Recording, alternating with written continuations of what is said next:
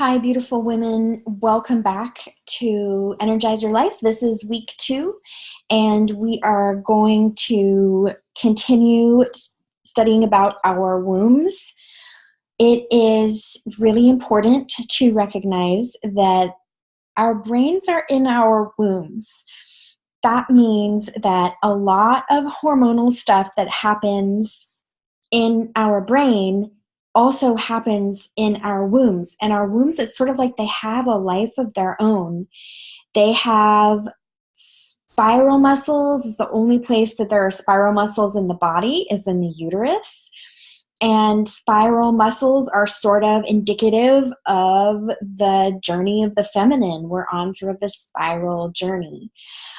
When we are doing our massage, we're paying attention to our wombs and really sitting with whatever we feel is coming up with that. We can really get some seriously insightful, beautiful guidance. So I am really pleased that we are going to continue focusing on that this week. I hope everybody is doing their breath of fire every day for 11 minutes and has tried out the first Kriya. The second Kriya that we're going to learn for this week is focusing on the kidneys. The kidneys are extremely important in both Chinese medicine and in the Mayan tradition. In fact, midwives in the Mayan tradition always wear this giant sort of faja to cover it's like a big belt to cover and protect their kidneys. It's just something that is considered sacred. The kidney element is the element of water. It's also, it houses a lot of chi. It also has adrenals that sit right on top of the organs. And so this is where a lot of our stress can take place, is on the kidneys. They also can sometimes signify partnership and partnership issues and how to partner with ourselves and our feminine. It's just, they're really a huge deal. The kidneys are a huge deal. They're also in sort of this power center. You know, they're processing fear a lot of the time and stress. And so it's really important to, when we think about how we work with our uterus and how we work with the organs in our body as women, is that we also work with our kidneys. So I want you to try this Kriya for this week. See how it suits you. See if it's one that you'll want to keep doing when you create your own practice after these 6 weeks are over, and kind of go from there. I also want to check in and see how everybody's doing with their abdominal massage and with either taking and or creating some herbal medicine. And hopefully you've started to maybe see some changes. So one of the things that I want to talk about is having to tell your story. So we kind of touched on the importance of journaling and on writing our story last time.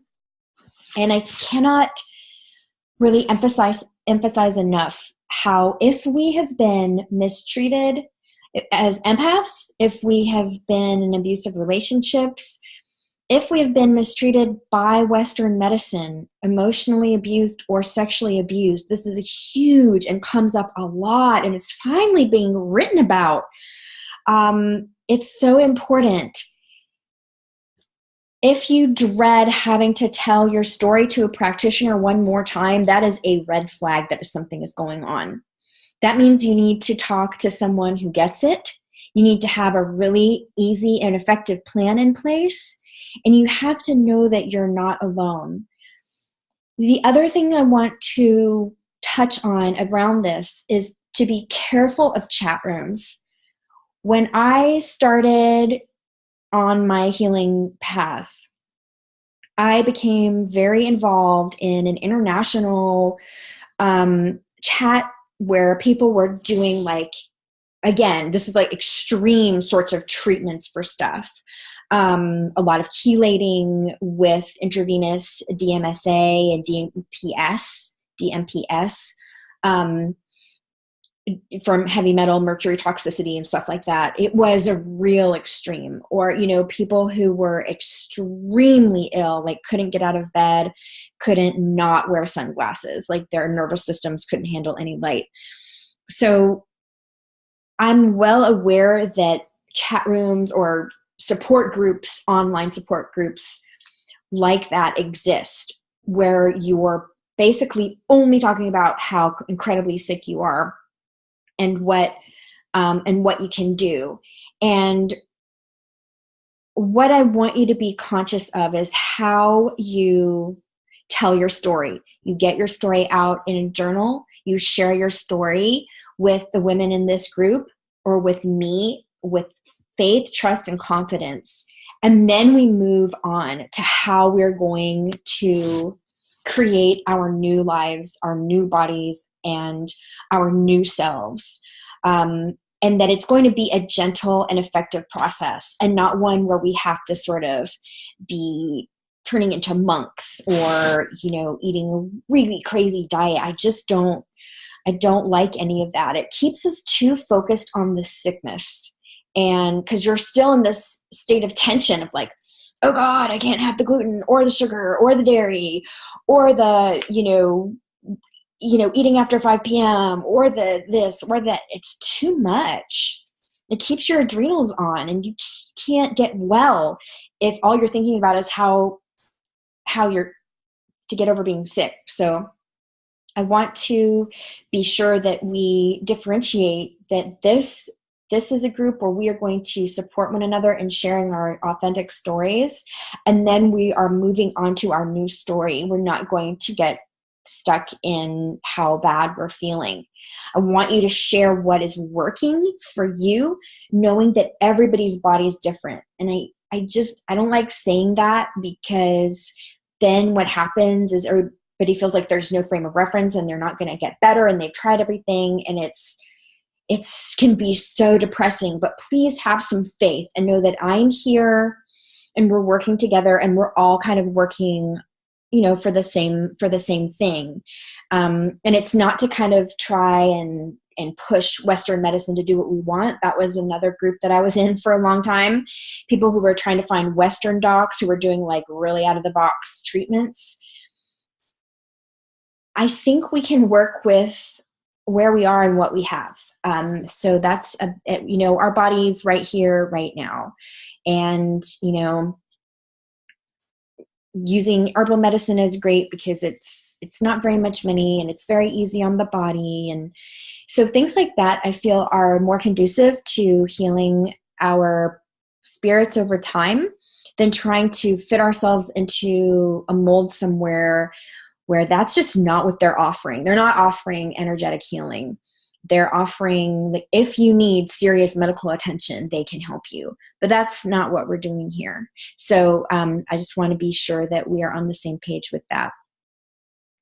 Going back to our womb work, not only are our hearts in our wombs, our brains in our wombs, but our hearts are also in our wombs. There's this idea that women have a second heart, and it's our womb. And it kind of, can be shaped like a heart. Even the placentas can be sort of heart-shaped sometimes. And it's because there's a lot of feeling in there. Like when we have painful periods, that's our feminine bodies telling us something's not right. And not that it has to be fixed and cured and stomped out, but that we need to listen to it so we can kind of move in the direction that we want to go. Another thing I want to say about the Mayan womb work that I've learned is that everything I'm sharing here, I want you to know, is from a very sacred practice. But it is my mission and it is my enthusiastic endeavor to share it, because I do not believe it should be secret.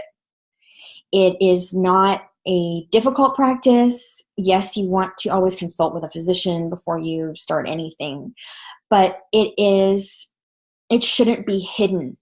We shouldn't have any hidden practices anymore for women. I'm really tired of that. So when I'm sharing this with you, know that this is a very sacred practice that has been honored over time and has been used over time because it works very well. So the way that we're going to start is to take a look at the PDF that you should have received on exactly how to massage your uterus. Using lots of oil helps. Any kind of oil is fine. But being able to really get down in there, you're feeling from the top of, your pubic bone, and you're kind of pushing down toward your belly button at first. And you really want to start feeling where your uterus is. And to do that, like I said, we're always going to try and go deeper, not faster or like whatever, but you really want to be able to go deep. And to do that, using a lot of oil helps, and going slowly, always going slowly until you get the hang of it. And then if you're like me, you'll just kind of like run through it a couple times a day and be done with it and just feel like, okay, you're where you need to be. Your uterus needs to be in the center of your body. It needs to not be off to one side. You want to, even in the Kundalini practices, this is a cross-cultural practice. You really want to feel your tubes. You really want to just massage them, like bring some blood flow to them. People who are trying to conceive, like, this is such a great way to prepare your body for a baby, is to do this practice. And it tones the uterus.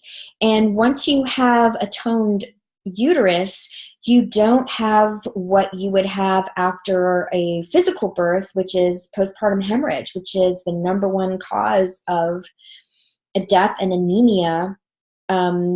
Definitely in what we would call the civilized world, or in the United States.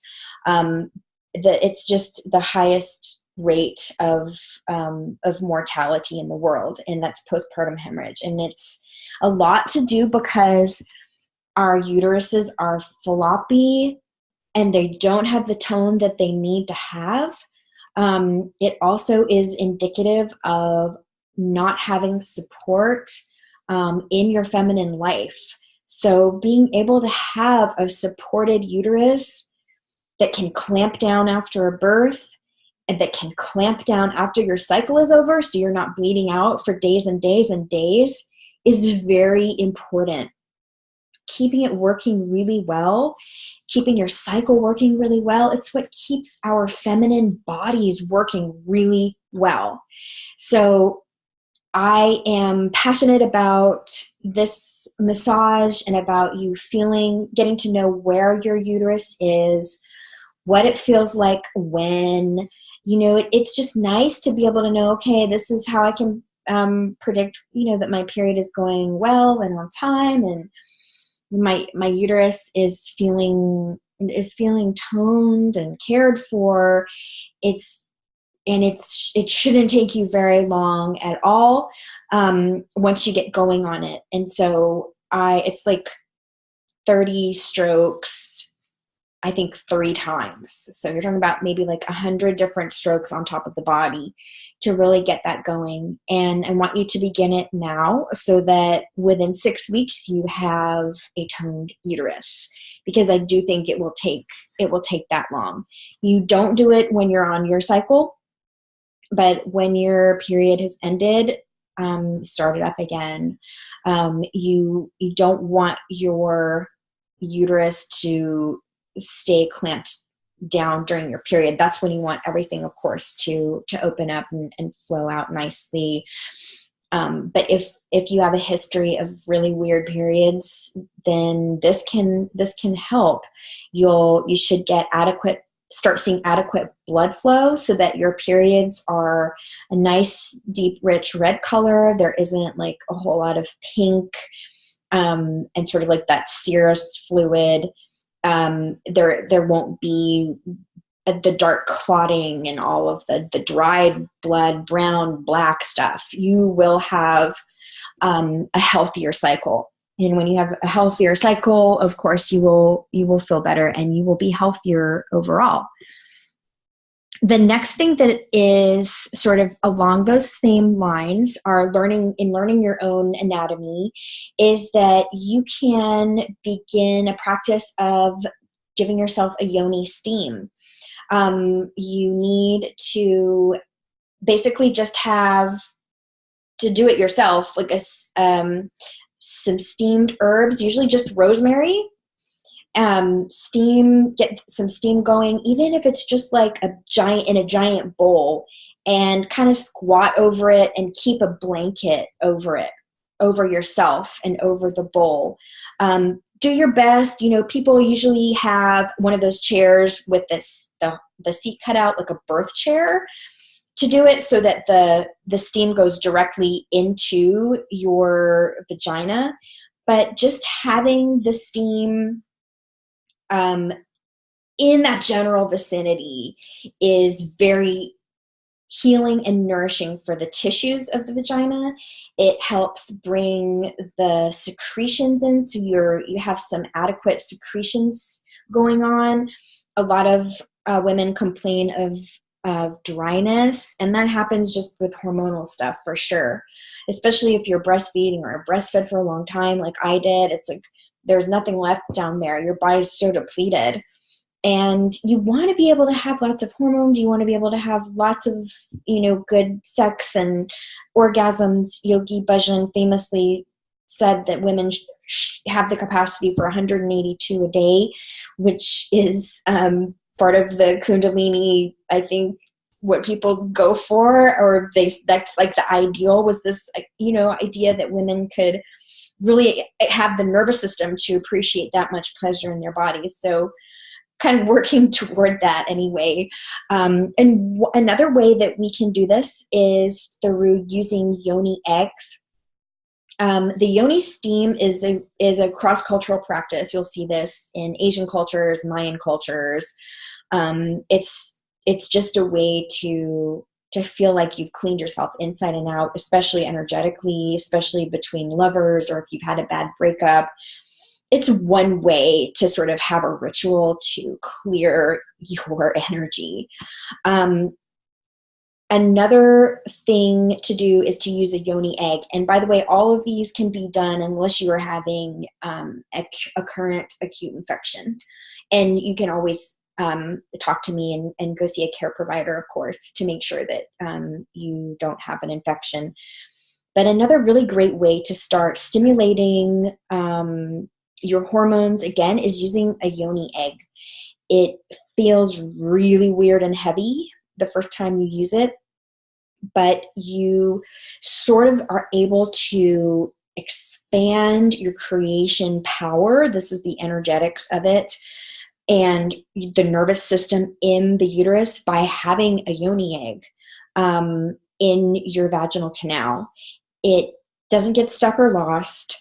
It does feel like a lot, and it is a practice. It was also a Taoist practice that is sort of frowned upon by the idea that women should, have really tight vaginas, and it was sort of used as an anti-feminist practice, way long ago.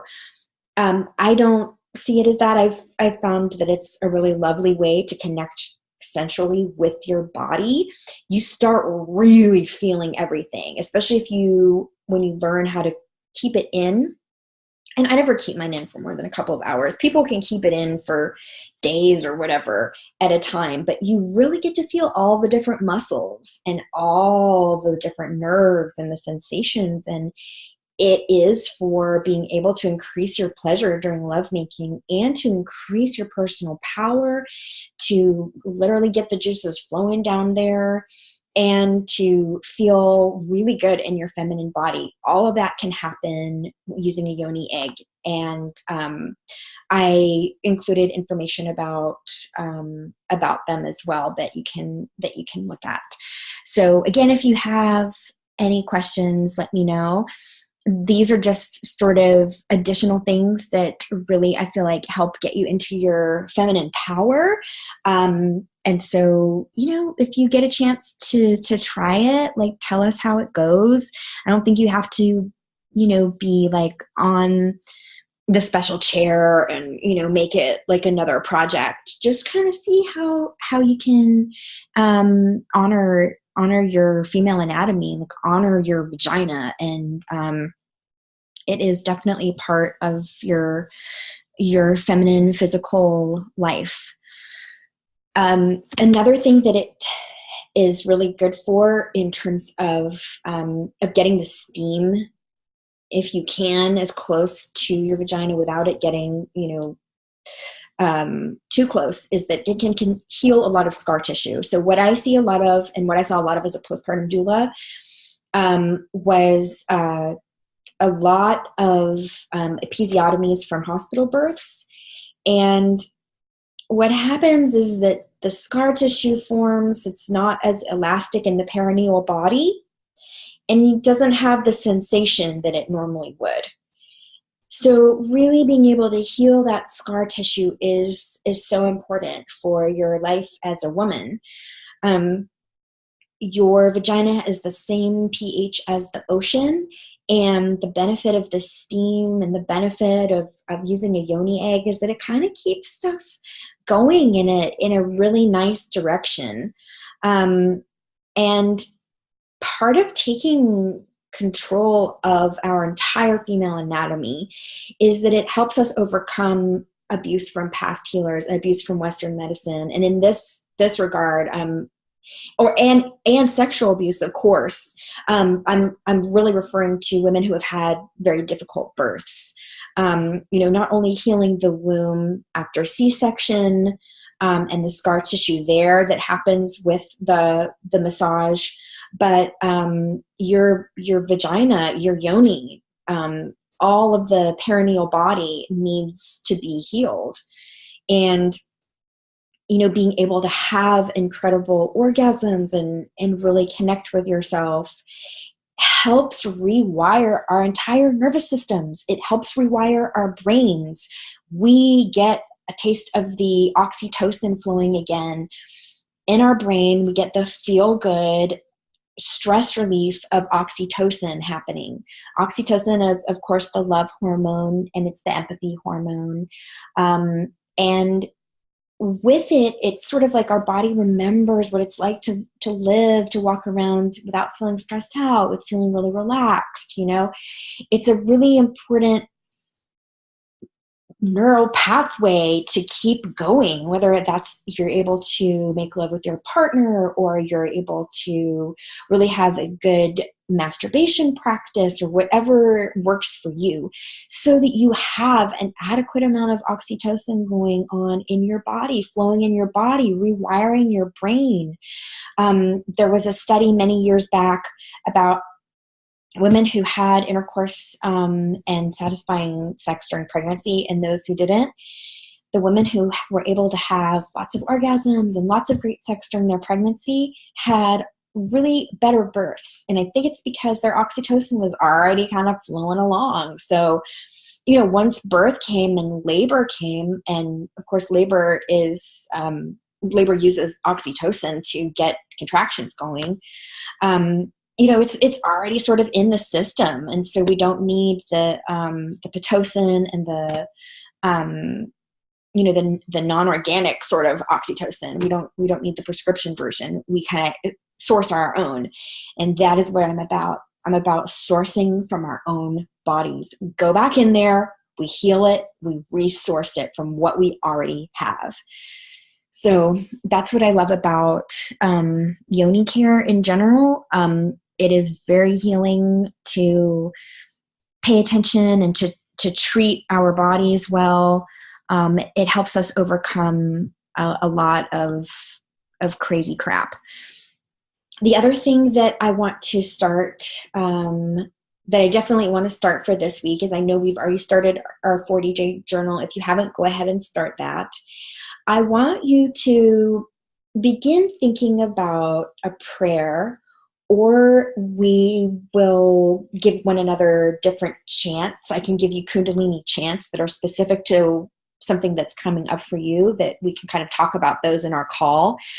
But sort of like the way that our breath work will happen, which will be, we will automatically, if after doing 40 days of Breath of Fire, we will automatically start getting deeper breaths going. We'll automatically have more command over our nervous systems, and power over our lives, because we'll just get used to it. It's like a habit where we're breathing better. At the same time, what I like to include is a chant. When we do a chant, it helps rewire our brains as well. It helps drown out the subconscious, which is so freaking loud, that a prayer or a chant that we have with us, it's like that insurance. It's like you bring it up, it's there, you use it. It's like you have a relationship with that chant, or a relationship with that prayer, and you really have the benefits of. You feel the benefits of it. You feel like you have not necessarily more control over your life, but you have more faith that there is a God, there is a higher power that is working with you and for you, and that you call on. And so there are lots of different chants specific in Kundalini Yoga. There are whatever prayer you like to use. I just suggest that you pick one that feels right for you, and practice using it when you're breathing, when you can't sleep, when you feel intrusive thoughts coming in. These are all signs of PTSD. And replacing them with something else is what is really helpful. A lot of the time people use a mantra or a creation chant saying, I am, whatever it is. And you can definitely do that if you have that in your practice. And we can talk about those sort of manifesting techniques more later. But being able to have a real time-honored spiritual chant or prayer that you are used to using for yourself, that you feel called to use, that you have a relationship with, is really powerful. And the one, if you don't want to have to try and think about which one you want to use, because there are different ones. There are ones for healing the body totally. There are ones for addiction. There are ones for creation. There are ones for calling in love or babies. But if you don't know, or if you don't want anything more specific, the one we use in Kundalini is Waheguru. So focusing on, for instance, if you're in an argument with somebody, you focus on their third eye and internally you say Waheguru. I have a protection chant that I use all the time, and I say it out loud, and people look at me funny, and I don't care. That thing works. And I no longer have to rely on just myself all the time. It's too exhausting, and stuff comes up that's really scary and out of nowhere. And having a chant, having a prayer that you recite is something that I'd like you to try out or get in the habit of. And also continue your journaling, continue your story sharing, just continue sort of activating that expression center. This is your time to explore what your body needs and what you need. So one of the things that I want you to be sure you start doing this week as part of your 40-day practice is write what you want to have changed. So within the 40 days, you will see that change. That is a really important one. What do you want to change? What do you want to create? Give yourself time. I know we haven't started, this is week 2, but within approximately 40 days, I want to see what you're able to change. And when we do this exercise, the first thing I want you to do is to, before you call in what you want or what you want to change, I want you to practice saying no. Because I think a lot of the time as empaths, we end up wasting a ton of energy trying to explain, a ton of energy doing stuff for others because it's our habit. And I want you to practice using your voice also to say no, and to think about what happens when you start saying no. You need to have boundaries as empaths. As empaths, we must have boundaries. And the best way to have a boundary is to practice using the word no. What I have found most interesting as an empath myself, who started using the word no about 5 or 10 years ago, I guess, people hate it. People who have depended on you as a semi-doormat or whatever really get angry when you start using the word no. And of course, this is you saying it firmly, but very lovingly. No, no, thank you. That's not gonna work for me, but no, but thank you. And it's very interesting. I want you to start experimenting using the word no whenever you can, whenever it feels appropriate, so that you start having that practice of a boundary. When you start calling in your journal, thinking about what you want to create and change, what I want you to do is a practice where you ask yourself what you really want. And then you write it down. And then I want you to practice thinking about what you really, really want. And then I want you to write that down. And then I want you to go deeper and think about what you really, really, really want. And I want you to try this journaling practice so that you have an idea of what you want to create at the end of your 40 days and at the end of this program, roughly. We already talked about chanting a mantra or a prayer. Yeah, anytime you feel stressed, anytime you're feeling like the PTSD is coming back in. I know my PTSD literally felt like there was a machine gun at my head just shooting, past phrases of people who have said weird stuff to me, and just detoxing my brain during meditation was ridiculous. So, being able to have this mantra and prayers of protection it's really nice. It's a good thing to start. And so when you're writing, you're doing your practice daily, you're journaling daily, you have in mind what you want to change, and you're seeing what's going on. It's just extremely revealing for you. And it's a way that you're starting to write your own legend.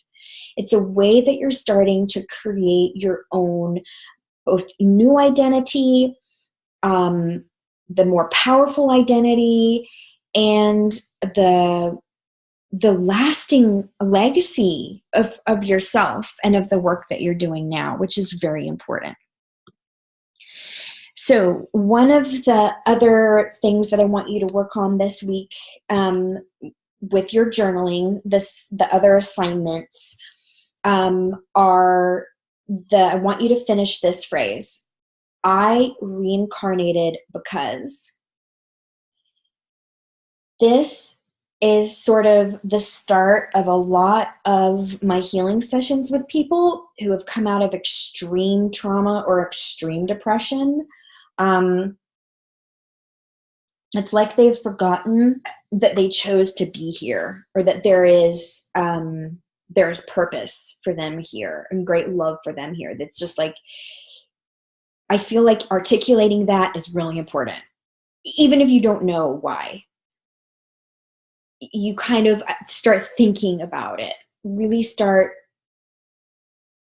opening that channel so that it actually creates a really strong root and a strong root chakra.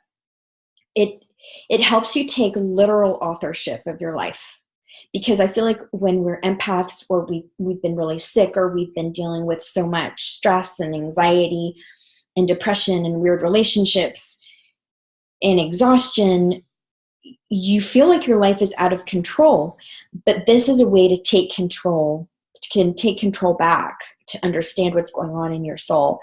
And again, this was sort of one of the tricks Yogi Bhajan had. He wanted to be able to see the fruits of everyone's labor and rejoice, and that way they were really not forced to create the change, but the journaling kept them accountable to create the change. Another journaling technique that you can do sometime this week, and then share about it, is the writing down the bones technique. It's a book that is about writing to overcome trauma, where you do automatic writing without stopping, and you just write for something like 30 minutes. You can set a timer, or you can make your own time.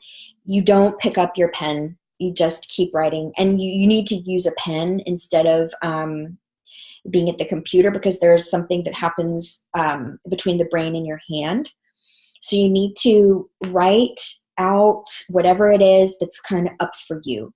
Things that get stuck in our body and trauma can come up to be released through the written word in this practice. So this is another practice that I am asking you to do sometime this week. And I can't wait to hear if you choose to share, to hear about it. One of the things that I am hoping that we will be able to share, or what will kind of come up for us from these writing practices, is that our lives are a miracle. Of course, we all kind of know that on some level, but really more intuitively, we're in a space right now where we are in our own miracle. It's a miracle where we have been called to look in the mirror, to call ourselves forward, to call our true selves forward, and to make whatever change we need to do to become more of ourselves. That's the entire game. And we talked about writing what we really, really wanted. That I would like you to do as soon as possible, so you can kind of keep it in the back of your mind as you move through these 6 weeks, or whatever time that we have left. I think it's a really neat thing to kind of get down to the nitty gritty, figure out really what you really want. And I found that to be really revealing. I really love that. So again, when we talked about utilizing our fifth chakra and saying no, expressing no, part of being an empath is when you start having a backbone, again, it's not what you think. It's kind of like trauma. It's just never going to kind of look like what you think it's going to look like. It's just not going to be easy. It's not going to be fair. Once you stop apologizing for your life and explaining yourself, and you start saying no to things that you don't want to do anymore, it's everyone, I'm sure, will start feeling very empowered and very independent.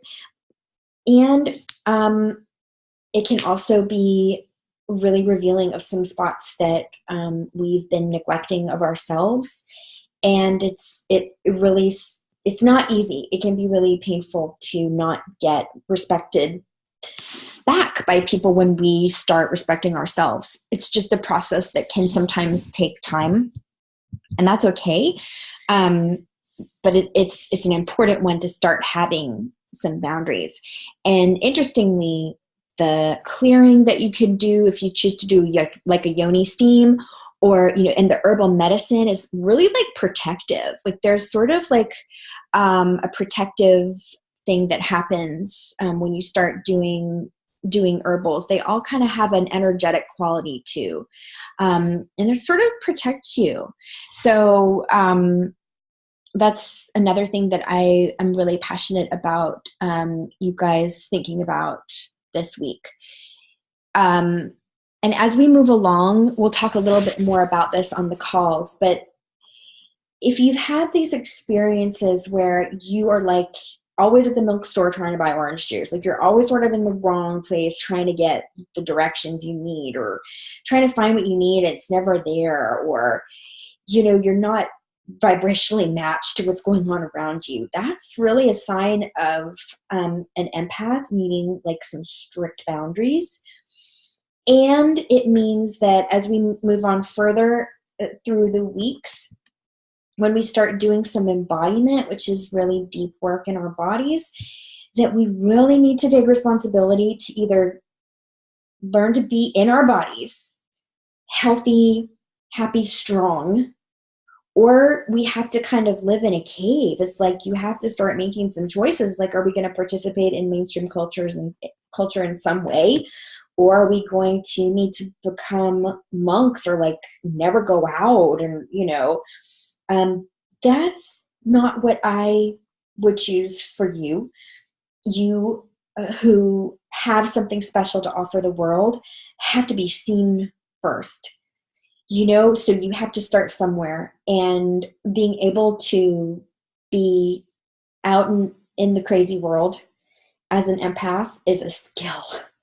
So let's commit to trying that sometime soon, and to know or feel like the herbs and the kriyas and the chants will make us all stronger. We're not alone. So thank you again so much, beautiful women, for being with me. And I look forward to talking to you again really soon.